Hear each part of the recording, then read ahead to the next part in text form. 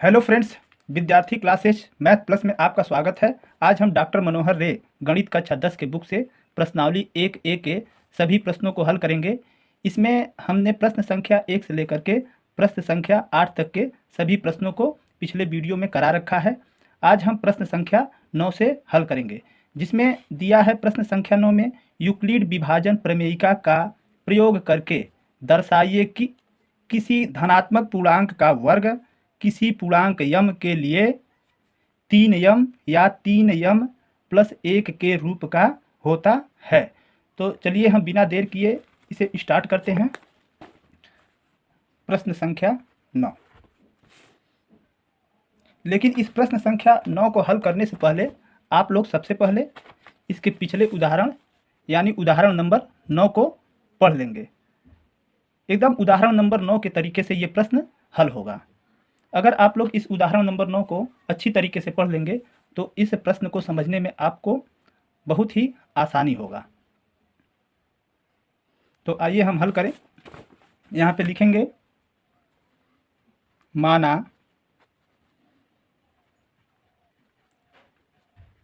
धनात्मक पूर्णांक बराबर a। एक धनात्मक पूर्णांक हम a मान लेते हैं। अब यहाँ पे लिखेंगे यूक्लिड विभाजन प्रमेयिका से।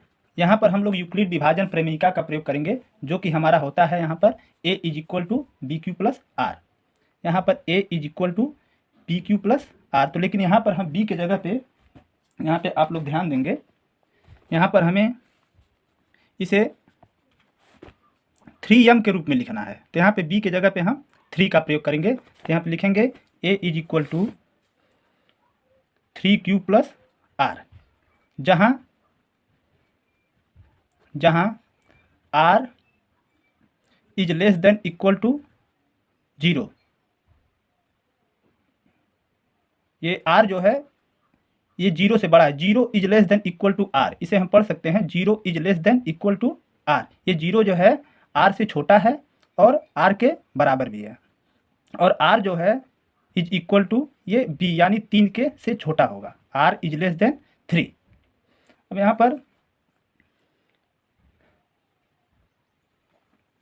r बराबर 0 1 2, a is equal to 3q plus r में रखने पर अब हम r का मान जो है 0 1 2, इसे बारी बारी से हम a is equal to 3q plus r में हम मान रखेंगे। तो यहाँ पे लिखेंगे r बराबर 0।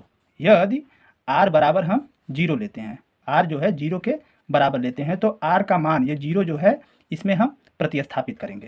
यहाँ पे लिखेंगे a is equal to 3q plus r के जगह पे 0 रखने, तो a is equal to 3q होगा। जब 3q में हम 0 को जोड़ेंगे यहाँ पर 3q होगा। चूंकि इस प्रश्न में वर्ग की बात किया है तो हम यहाँ पर दोनों पक्षों का वर्ग करेंगे। लिखेंगे दोनों पक्षों का वर्ग करने पर, जब दोनों पक्षों का वर्ग करेंगे तो ये हो जाएगा a स्क्वायर बराबर 3q का होल स्क्वायर। इसे लिख सकते हैं a स्क्वायर बराबर 9q स्क्वायर। अब इसे हम लिख सकते हैं a square is equal to 3q पे स्क्वायर को लिखेंगे 3 गुणे 3q स्क्वायर। फिर लिखेंगे a स्क्वायर बराबर 3q स्क्वायर के जगह पर हम यम लिखेंगे, क्योंकि यहाँ पर यम पूर्णांक की बात कर रहा है। तो यहाँ ब्रैकेट में लिख देंगे जहाँ 3q स्क्वायर बराबर यम। यहाँ पे 3q स्क्वायर के जगह पर हम यम लिखेंगे। अब यहाँ पे देखिए इस धनात्मक पूर्णांक का वर्ग जो है 3m के रूप का आ गया।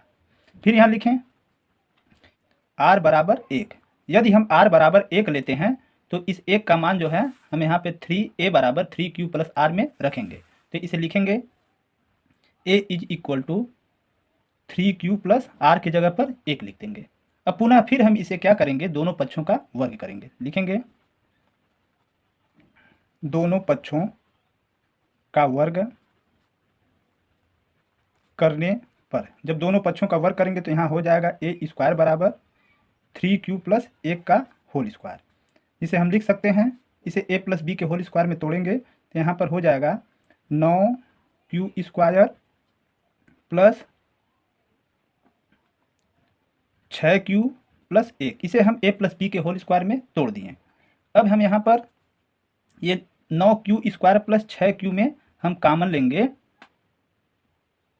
3, यहाँ पे 3 हम कामन लेते हैं तो यहाँ पे हो जाएगा 3q स्क्वायर प्लस 2q। जब यहाँ पे 3 कामन लेंगे तो यहाँ पे ब्रैकेट में बचेगा, जब 3 कामन ले लेंगे तो ब्रैकेट में बचेगा 3q स्क्वायर प्लस 2q और ये बाहर प्लस 1। अब यहाँ पर 3q स्क्वायर प्लस 2q की जगह पर हम यम रखेंगे, लिखेंगे 3m प्लस 1। यहाँ लिख दें जहाँ 3q स्क्वायर प्लस 2q बराबर यम।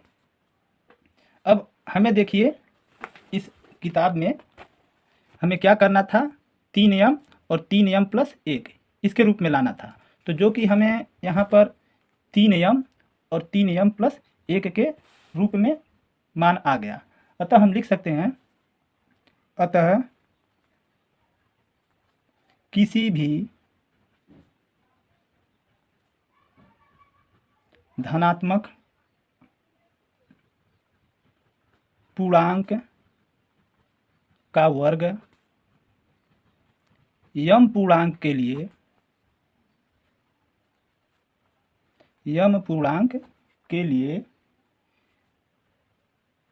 3m या 3m प्लस 1 के रूप का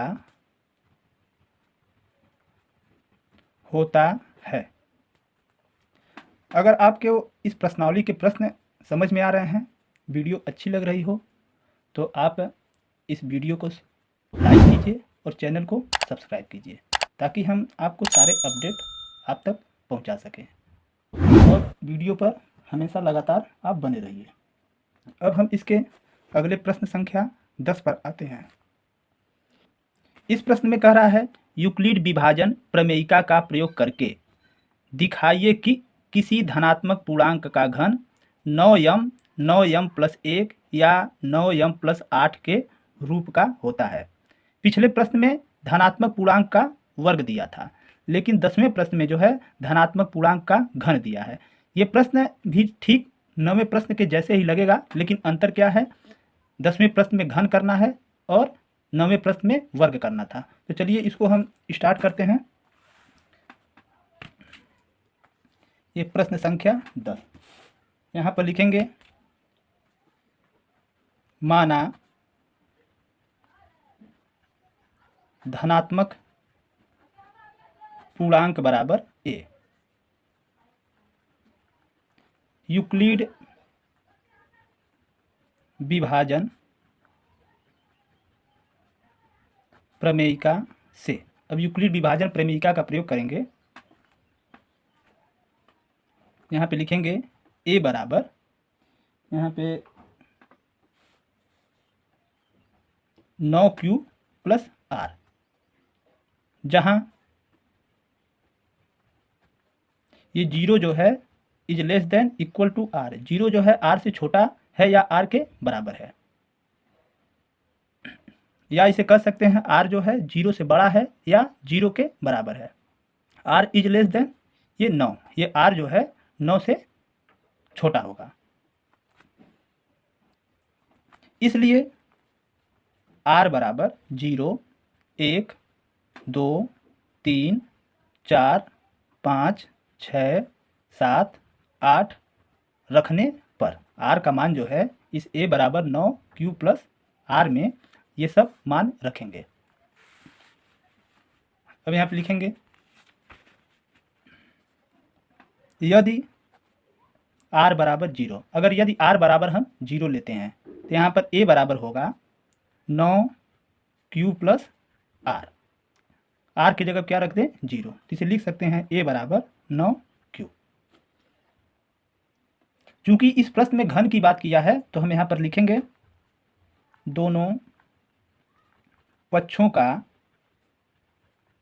घन करने पर, दोनों पक्षों का हम क्यूब कर देंगे, घन करेंगे, तो यहाँ पर हो जाएगा a पर क्यूब बराबर 9q का होल क्यूब, जिसे हम लिख सकते हैं 9 का क्यूब करेंगे तो ये हो जाएगा 729 क्यू पर क्यूब। अब यहाँ पर इसमें हम 9 कॉमन ले लें, इसे लिख लें 9 गुणे 81 क्यू पर क्यूब।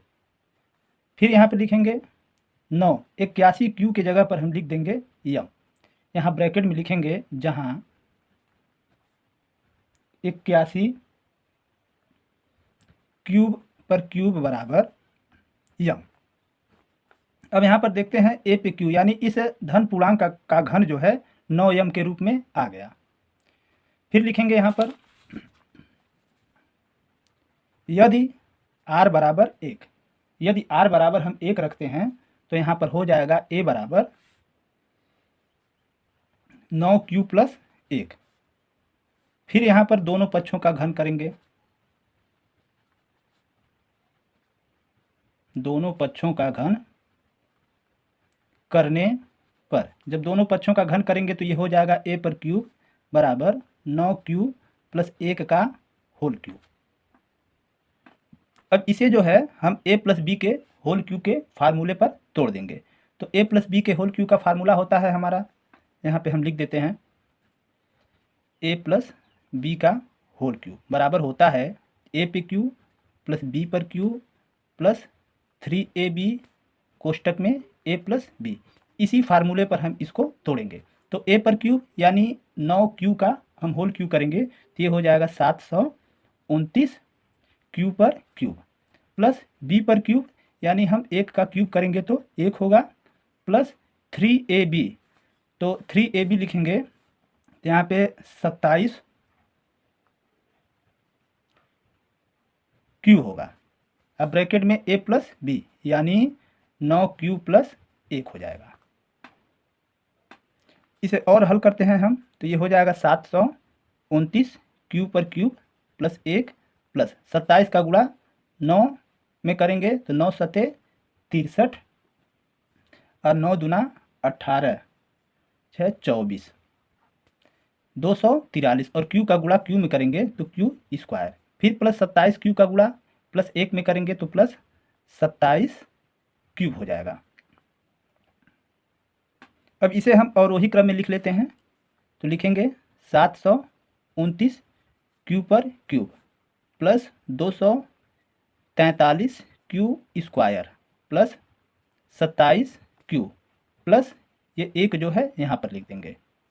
अब इसमें हम 9 कॉमन लेंगे, जब यहाँ पर 9 कॉमन लेंगे तो यहाँ बचेगा 81 क्यू पर cube plus 27 Q square plus 3 Q, bracket बंद और यहाँ पर प्लस 1।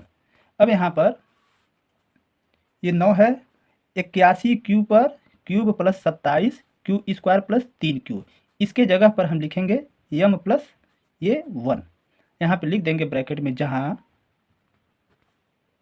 81 क्यू पर cube plus 27 Q square plus 3 Q बराबर यम।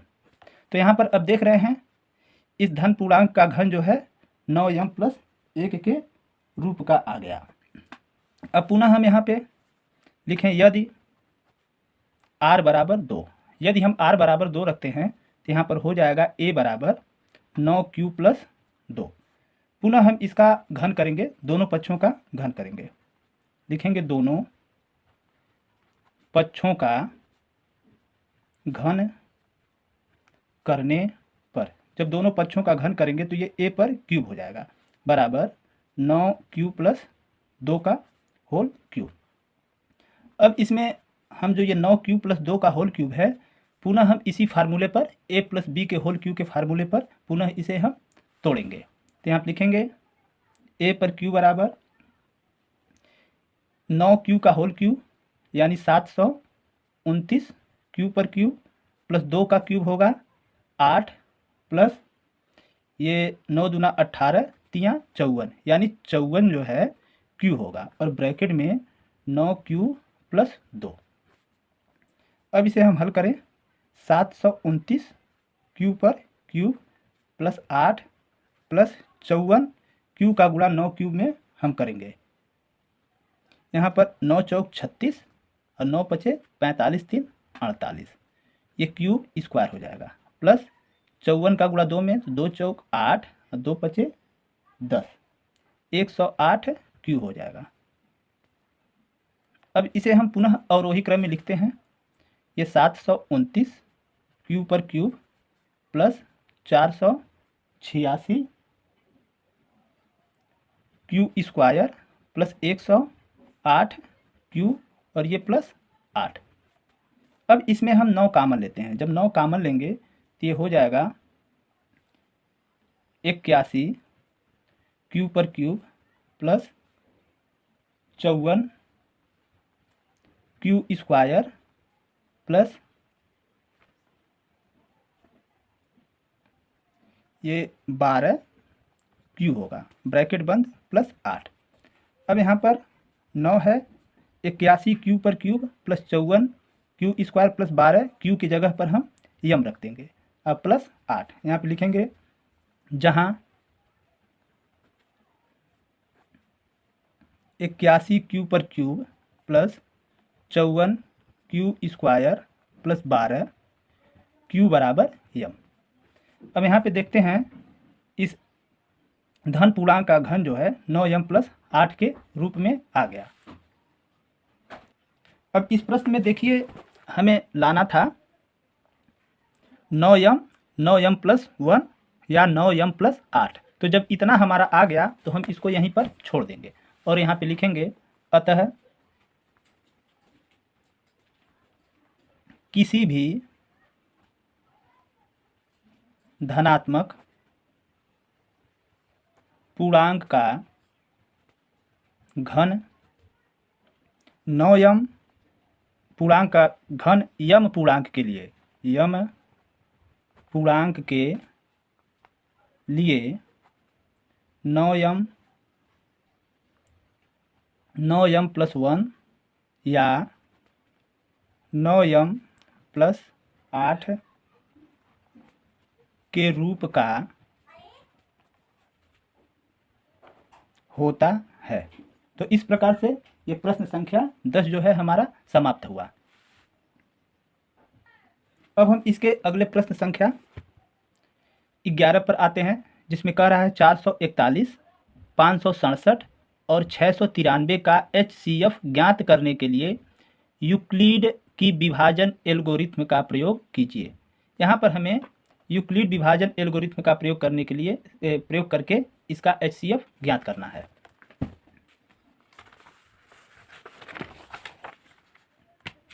ये प्रश्न संख्या 11 यहाँ पे है हमारा क्या, 441, 567 तथा 693। अब यहाँ पर सबसे पहले हम 2 संख्या से स्टार्ट करेंगे। यहाँ पर देखते हैं 441 इज लेस देन 567। ये जो 441 है 567 से छोटा है, या इसे लिख सकते हैं 567 इज ग्रेटर देन 441, या 567 जो है 441 से बड़ा है। अब यहाँ पर लिखेंगे यूक्लिड विभाजन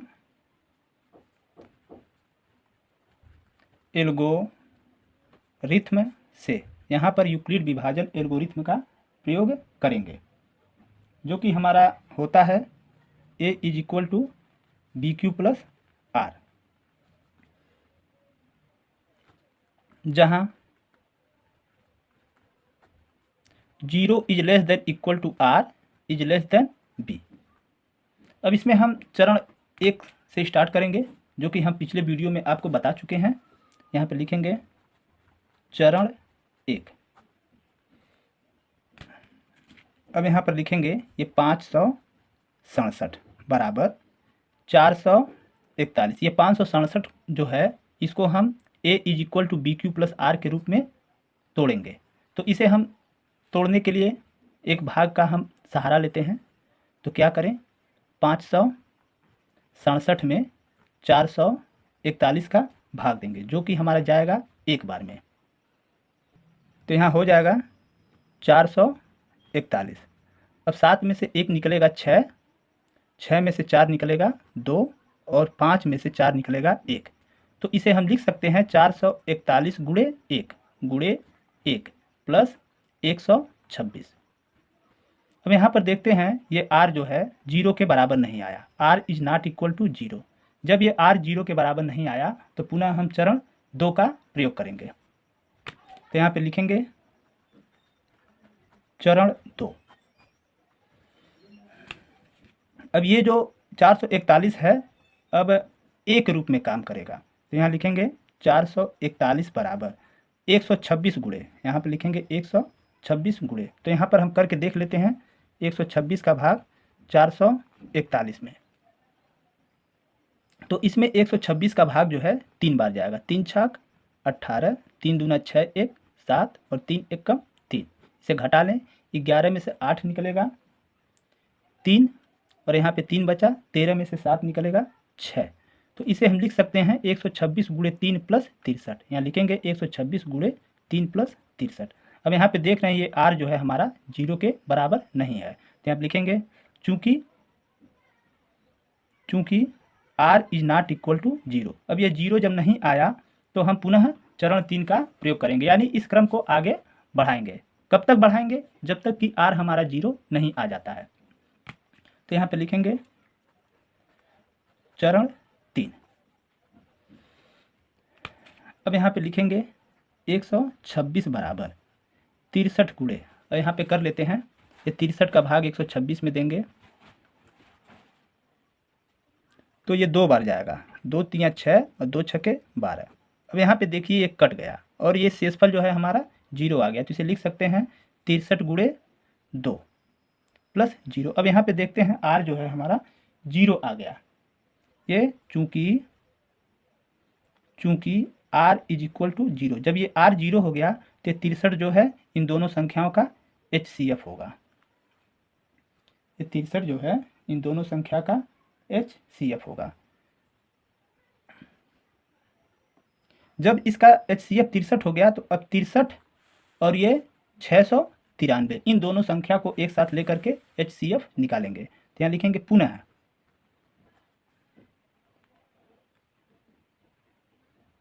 63 और 693 से। अब यहाँ पर देखते हैं ये 693 जो है 63 से बड़ा है, यहाँ पे 693 63 से बड़ा है। यहाँ पे लिख लें चूँकि 693 इज ग्रेटर देन 63। जब ये 63 से बड़ा है तो पुनः इसी तरीके से हम आगे बढ़ाएंगे, यानी लिख सकते हैं चरण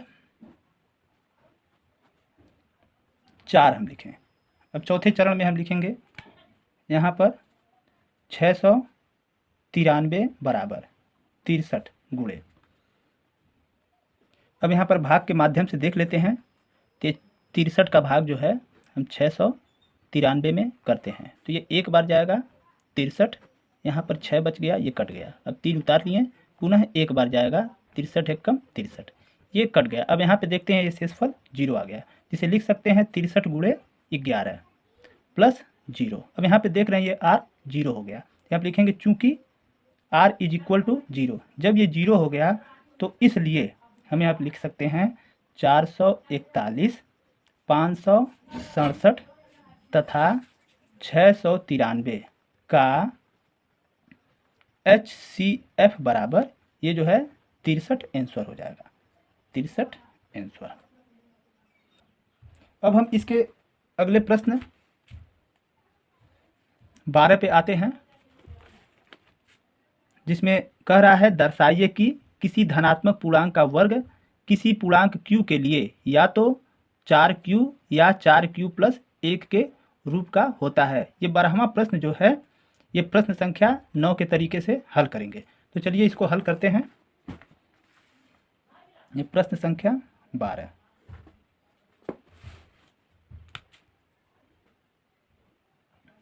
लिखेंगे माना a धनात्मक पूर्णांक है,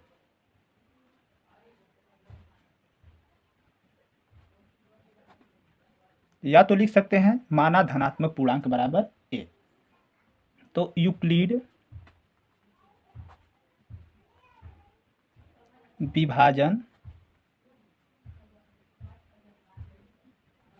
प्रमेयिका से, अब यहाँ पे यूक्लिड विभाजन प्रमेयिका का प्रयोग करेंगे जो कि होता है a बराबर, यहाँ पर b के जगह पर 4 लेंगे क्योंकि प्रश्न में b के जगह पर 4 दिया है, तो यहाँ पर लिखेंगे 4। अब यहाँ पर q नहीं लेंगे, हम यहाँ पर m लेंगे क्योंकि जब हमें यहाँ पर q पूर्णांक के लिए पूछ रहा है तो हमें यहाँ पर इसके जगह पर m मान रखना है। तो यहाँ पर लिखेंगे a बराबर 4m प्लस r, जहाँ 0 is less than equal to r is less than ये 4, ये r जो है इस 0 से बड़ा या बराबर है और r जो है इस 4 से छोटा है।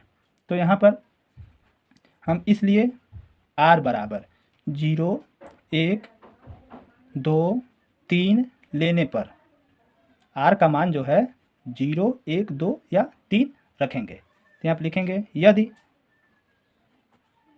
r बराबर 0, यदि r बराबर 0 रखते हैं तो a बराबर ये 4m प्लस r की जगह पे ये हमारा 0 होगा, इसे लिख सकते हैं a बराबर 4m। अब इसमें हम दोनों पक्षों का वर्ग करेंगे क्योंकि यहाँ पर वर्ग के बारे में कह रहा है, तो लिखेंगे दोनों पक्षों का वर्ग करने पर, जब दोनों पक्षों का वर्ग करेंगे तो ये हो जाएगा a स्क्वायर बराबर 4m का होल स्क्वायर। तो इसे लिख सकते हैं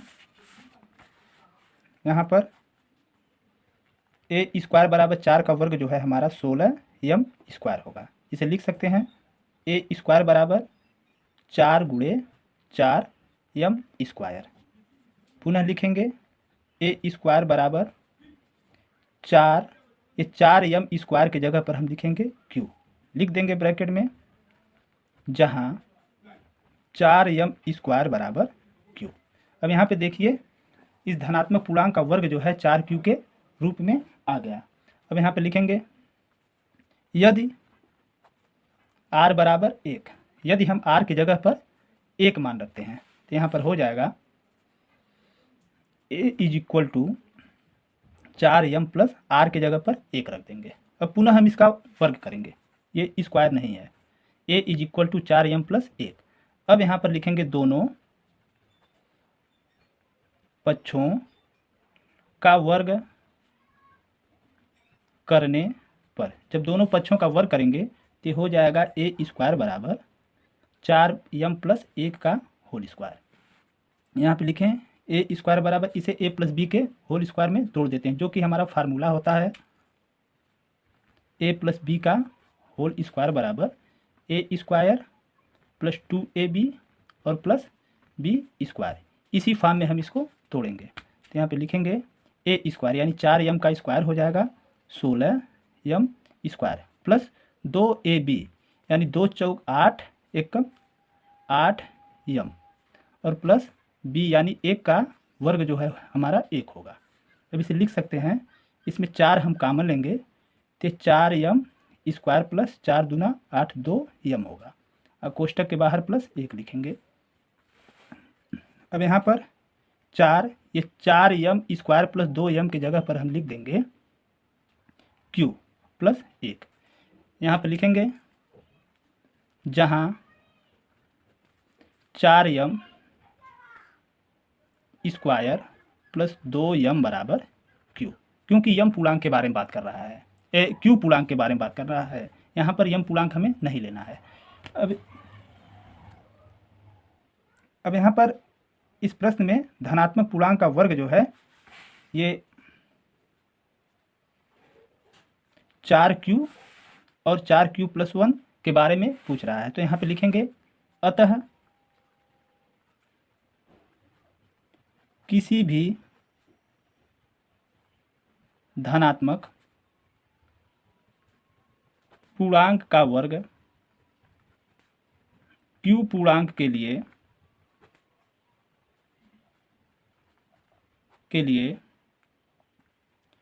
4q या 4q+1 के रूप का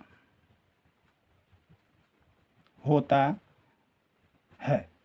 तो इस तरीके से ये प्रश्न संख्या 12 जो है हमारा समाप्त हुआ। अब हम इसके अगले प्रश्न संख्या 13 पर आते हैं, जिसमें कह रहा है यूक्लिड एल्गोरिथ्म के प्रयोग से 378, 180 और 420 का HCF ज्ञात कीजिए।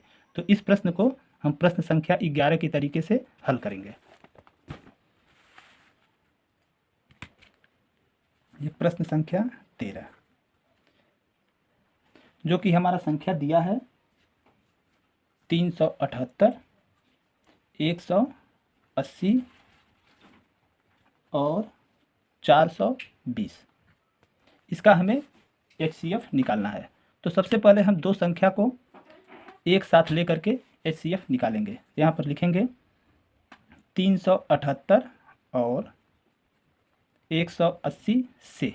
यहाँ पर देखते हैं 378 जो है 180 से बड़ा है। यहाँ पर लिखेंगे चूंकि 378 इज ग्रेटर देन 180, इसलिए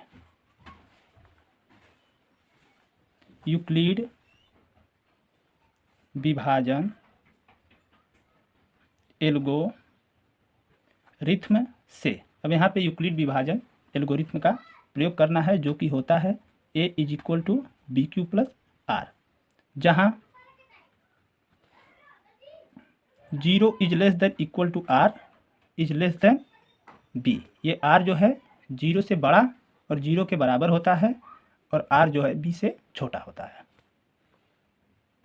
अब इसमें चरण के माध्यम से हम हल करेंगे बारी बारी से। यहाँ पे लिखें चरण 1, यानी एक एक स्टेप हम सॉल्व करेंगे। तो जो कि हम इसे लिखेंगे 378 बराबर 180 गुणे, तो 378 को हम A = BQ + R के रूप में तोड़ते हैं। तो यहाँ पर हम भाग का सहारा लेते हैं, तो 378 में 180 का भाग देते हैं, जो कि 2 बार जाएगा, तो ये 360 होगा। यहाँ पर 8 हो गया, 1 आ गया, तो यहाँ पे R जो है हमारा 18 आ गया। तो इसे लिख सकते हैं 180 × 2 + 18, 180 × 2 + 18। यहाँ पे देखते हैं कि R जो है 0 के बराबर नहीं है, तो यहाँ लिखेंगे चूंकि R is not equal to 0। जब R 0 के बराबर नहीं है तो हम अगले चरण का प्रयोग करेंगे, यानी क्रम को हम आगे बढ़ाएंगे। लिखेंगे चरण 2। तो दूसरे चरण में हम लिखेंगे 180। ये 180 जो है A का काम करेगा। 180 बराबर 18 गुणे, अब यहाँ पे देखिए ये 18 का भाग हम 180 में करें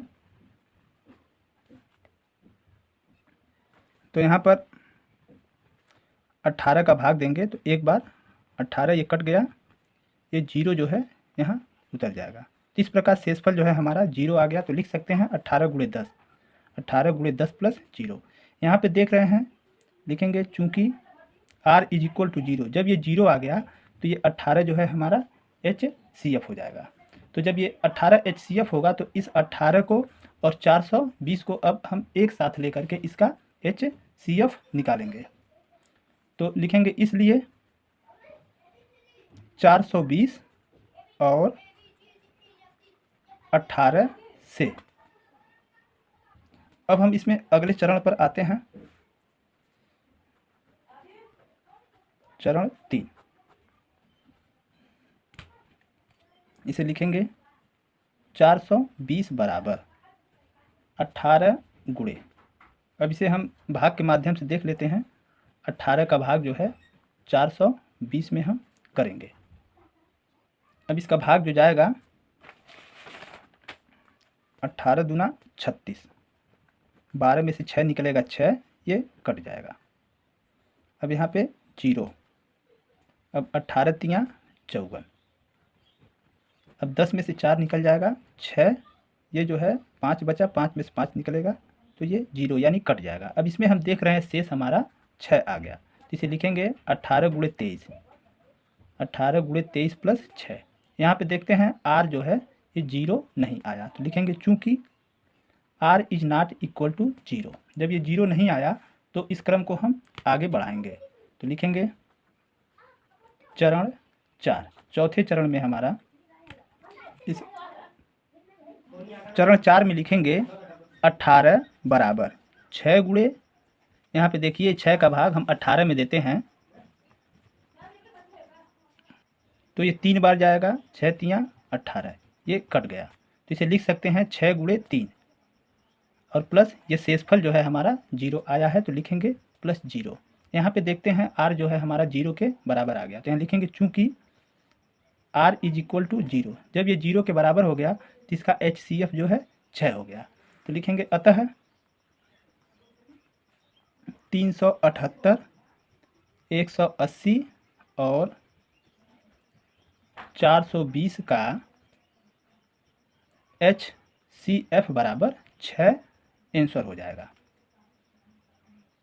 अब हम इसके अगले प्रश्न संख्या 14 पर आते हैं, जिसमें कह रहा है यूक्लिड की विभाजन एल्गोरिथ्म का प्रयोग करते हुए ऐसी सबसे बड़ी संख्या ज्ञात कीजिए जिससे 398, 436 और 542 को भाग देने पर शेषफल क्रमशः 7, 11, 15 प्राप्त हो। तो हमें इसमें बड़ी से बड़ी संख्या ज्ञात करना है।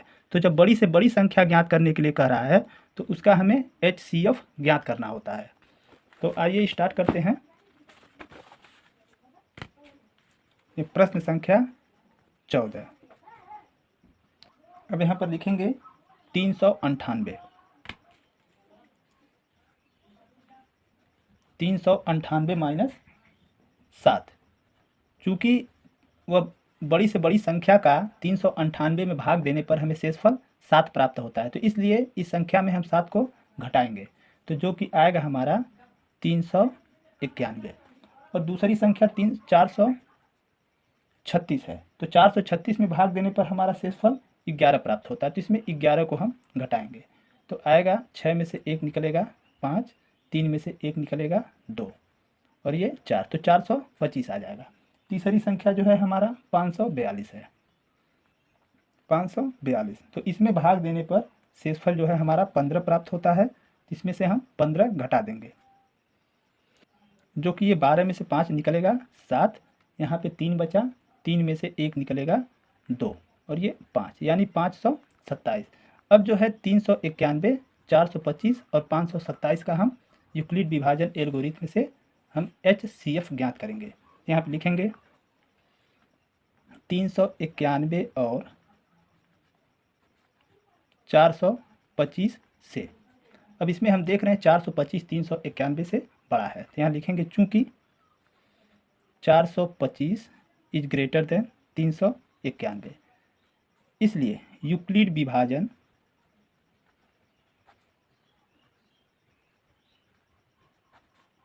एल्गोरिथ्म से यूक्लिड विभाजन एल्गोरिथ्म का प्रयोग करेंगे।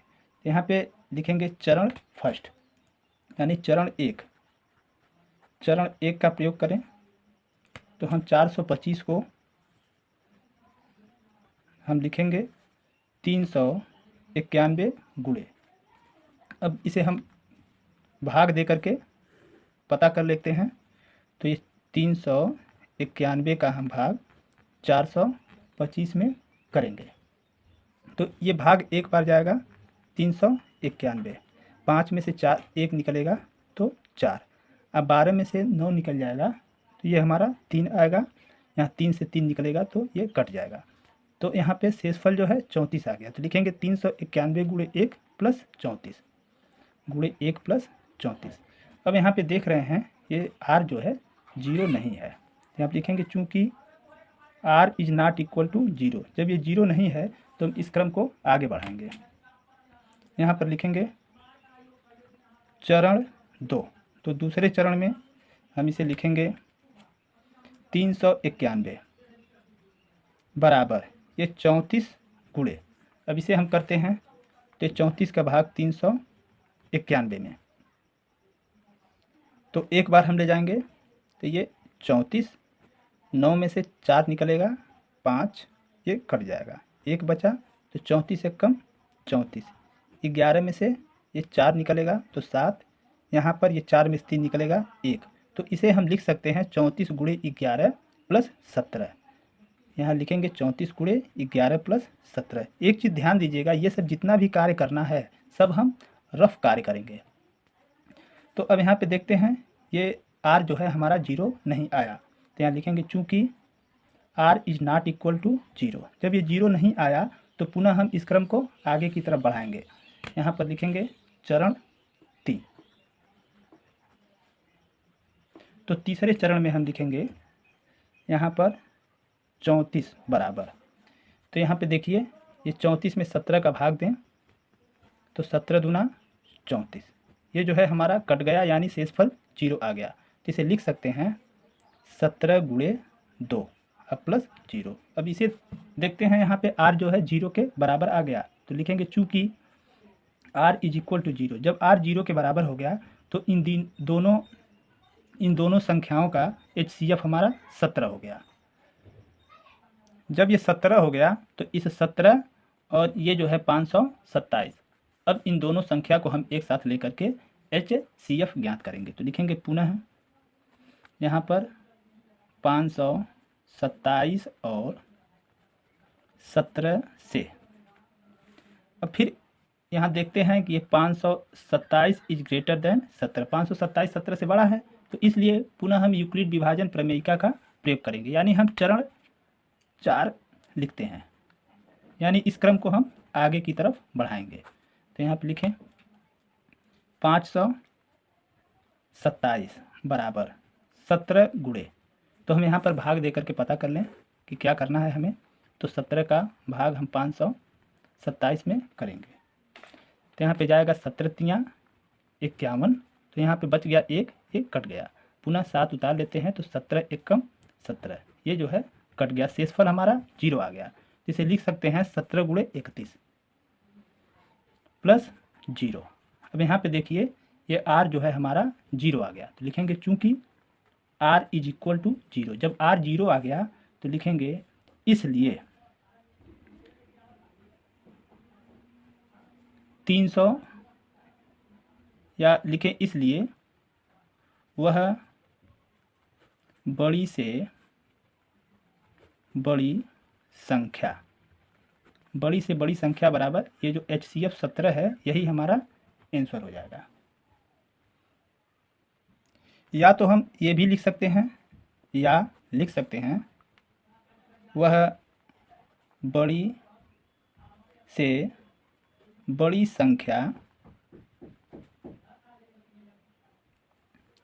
17 है, जिससे 398, 436 तथा 542 में भाग देने पर शेषफल क्रमशः 7, 11 तथा 15 प्राप्त होता है। इस तरीके से भी आप लिख सकते हैं, लेकिन आंसर जो है हमारा 17 होगा। अब हम इस प्रश्नावली के लास्ट प्रश्न 15 पर आते हैं, जिसमें कह रहा है यूक्लिड की विभाजन एल्गोरिथ्म का प्रयोग करते हुए ऐसी बड़ी संख्या ज्ञात कीजिए जिससे 2053 और 967 को भाग देने पर शेषफल क्रमशः 5 और 7 प्राप्त हो। इस प्रश्न को भी हम प्रश्न संख्या 14वें की तरीके से हल करेंगे।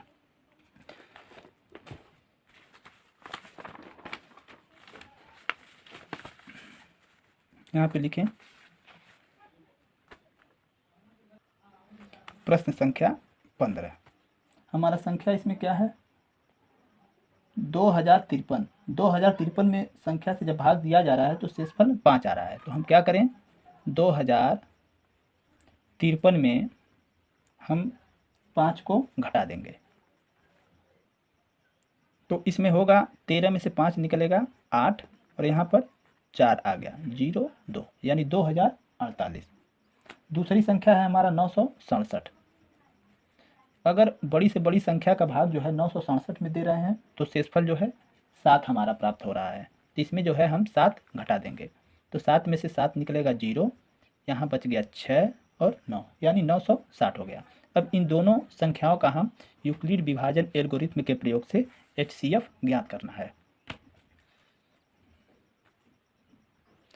यहाँ पर लिखेंगे संख्या 2048 और 960 से, यहाँ पे देखते हैं 2048 जो है 960 से बड़ा है, तो लिखें चूँकि 2048 इज ग्रेटर देन 960, इसलिए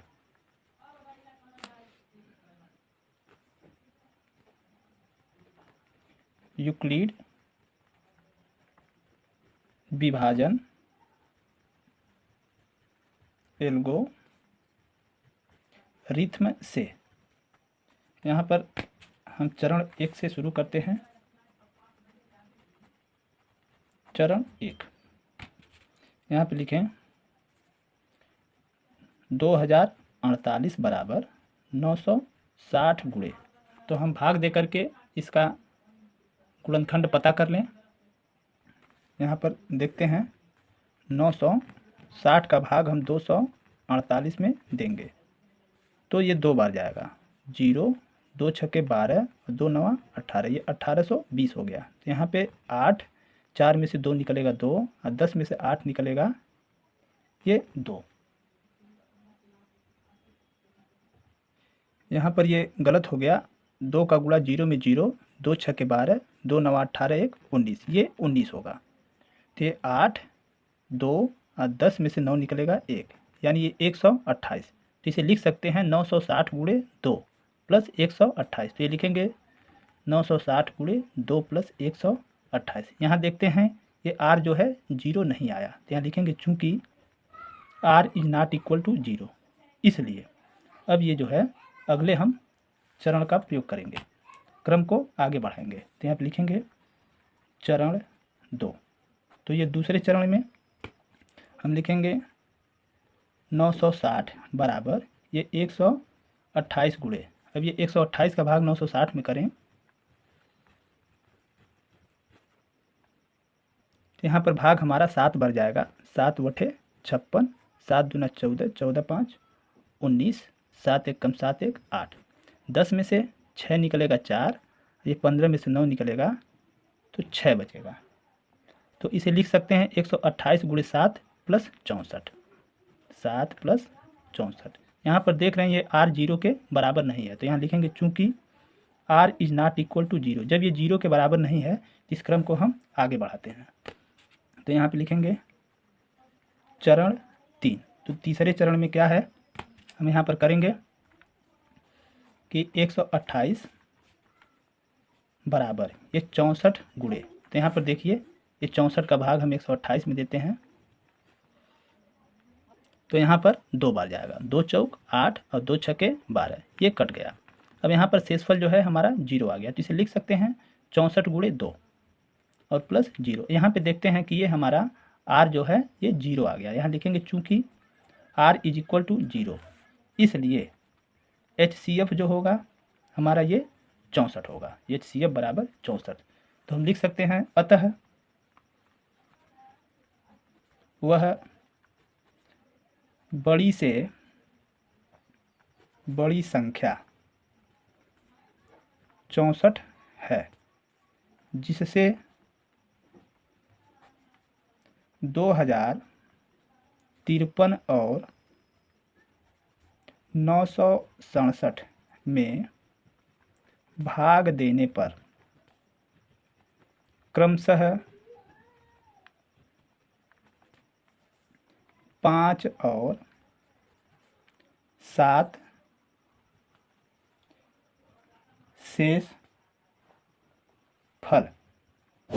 शेषफल प्राप्त होता है।